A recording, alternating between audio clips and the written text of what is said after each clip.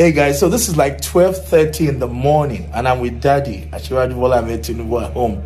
I told you that Daddy doesn't sleep until like 4 a.m. in the morning, and this is like past 12 and he's still not even feeling sleepy at all. Daddy, thank you so much, sir. You're welcome. Yes. What else is the APC known for if not lies? I mean, big lies. Everything they do is always staged. I mean, they plan it, they stage it just to deceive the people. So you could see this young guy, you know, promoting the sitting president that he doesn't sleep. Okay, he doesn't sleep. This was during the campaign before the election. Now that he's now the president, what is happening? Is he sleeping? He has been in France and he just came in, and I tell you, the way Nigeria is now, it's as if we don't even have a president. And this is somebody they marketed to us that he doesn't sleep, meaning that he will be up and doing. Look at the economy. I mean, the economy is sliding by the day. Listen to this for yourself. Hey guys, so this is like 12:30 in the morning and I'm with Daddy Tinubu at home. I told you that Daddy doesn't sleep until like 4 a.m. in the morning, and this is like past 12 and he's still not even feeling sleepy at all. Daddy, thank you so much, sir. You're welcome. Yes. Just so you know, fuel is 1,250, which means on your mandate you have to stand. On your leg, you have to walk. Get ready. All of you who do not like walking, go and get this and get trainers so that you can walk. We have gone back to the 18th century. Come on, whether I don't even know. That's why we have gone back to electricity. Twice we have increased it this year. February never even reached half. We have increased it twice. Fuel 1,250, diesel 170. On the elbow. Bread is almost 3,000. As for Gary, we are improving. We are doing very well. We are doing well.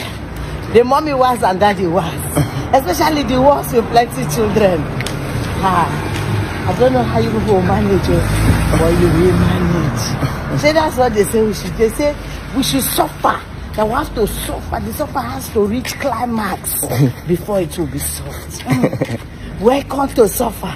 And I never say anything. Some of us we have changed in this journey. So we are not worried about it.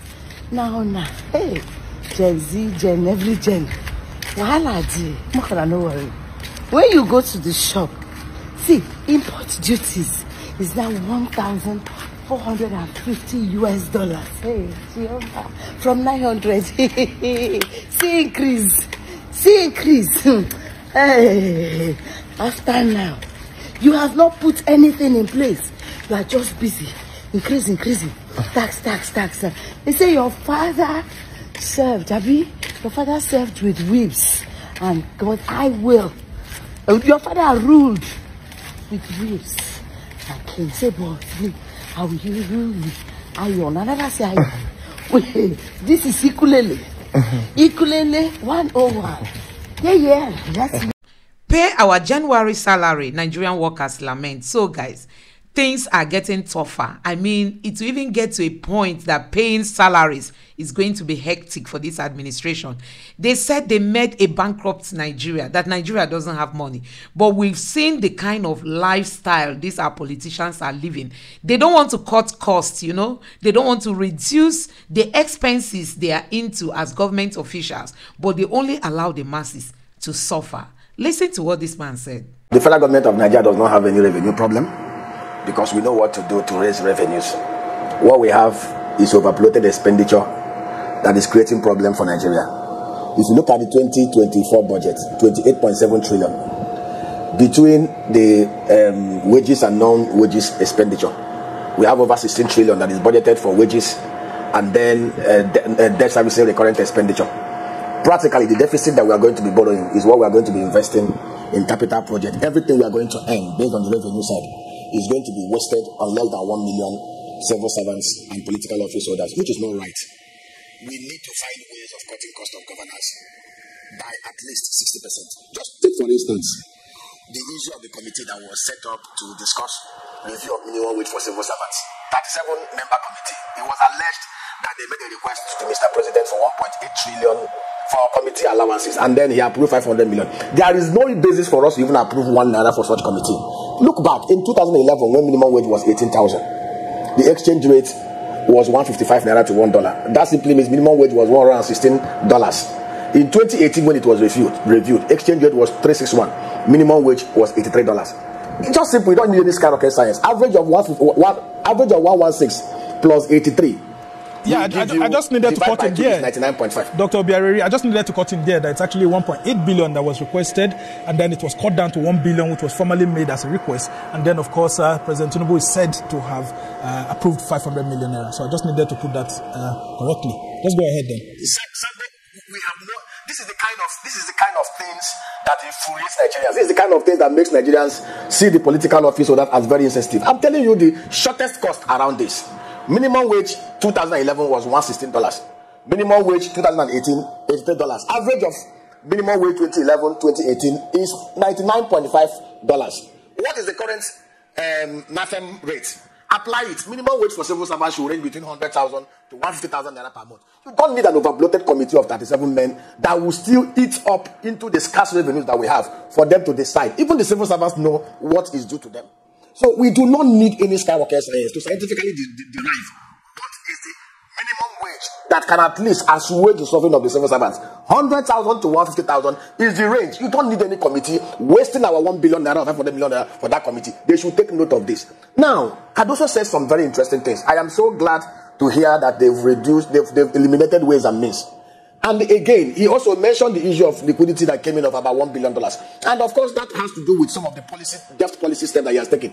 By moving the treasury bills rate to the level it is today, you will see clearly that over 1.2 trillion was mopped out of the market. Now, there's a kind of certainty within that market. Most people that will have taken flights to dollar have now seen outlets where they can get at least 19%, which actually is 22%. Rather than keeping their money in deposit money banks at 3-4%, that does not make any meaning when inflation rate is above 28%. Beyond the steps he has taken, like I said, we don't have a revenue problem. What we have is overbloated cost and corruption problem that we need to tackle. On the revenue side, beyond the APIs that are going to come in to take advantage of the high rates, and of course there's going to be a lot of swaps and all those stuff. The NNPC, the fiscal side, the federal government must take steps. I've always advocated this. NNPC today is valued at over $60 billion. Do you know what will happen and the signal it will send to the global world?